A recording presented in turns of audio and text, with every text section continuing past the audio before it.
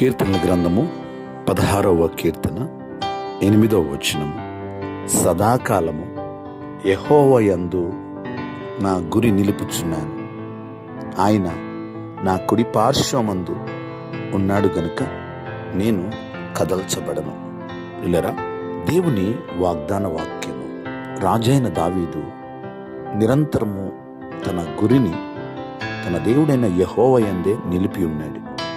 అనుదినము ఆయన ఆలోచన ద్వారా, ఆయన వాక్యము ద్వారా నడిపించబడుతూ ఆయన సన్నిధిని నిరంతరము ఉండాలని కోరుకున్నాడు.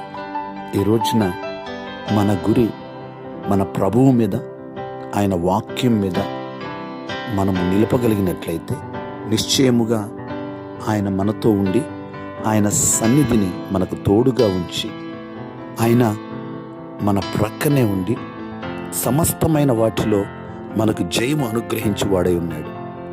మనకి ఎన్ని ఒడిదుడుకులు వచ్చినప్పటికీ మనము కదల్చబడకుండా స్థిరముగా ఉండగలుగుతాము. ప్రార్థన. సకల ఆశీర్వాదములకు కారణభూతుడా మా దేవా, మీకు వందనాలు, స్తోత్రాలు.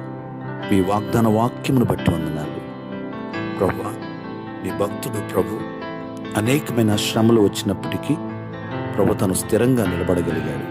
ఈ రోజున మీ వాక్యం విన్న మేము అయ్యా, మీ మీదే మా గురి నిలపడానికి, మా దృష్టి పెట్టడానికి సహాయం చేయండి.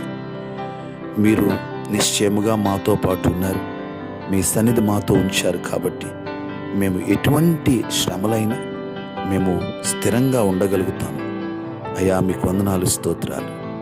మీరు మమ్మల్ని కదలకుండా స్థిరముగా ఉంచుతారని మేము నమ్ముచున్నాం తండ్రి. ప్రభువా, మీకే వందనాలు. ఈ వాగ్దాన వాక్యం విని ప్రార్థనలు ఏకీభవించిన ప్రతి ఒక్కరిని దీవించండి. మరి ప్రతి అవసరతను మీరు తీర్చండి. ఈ దినమంతా మీ సన్నిధి తోడుగా ఉంచండి. మీరే మహిమ పొందమని యేసు నామములో ప్రార్థిస్తున్నాం తండ్రి. ఆమేన్.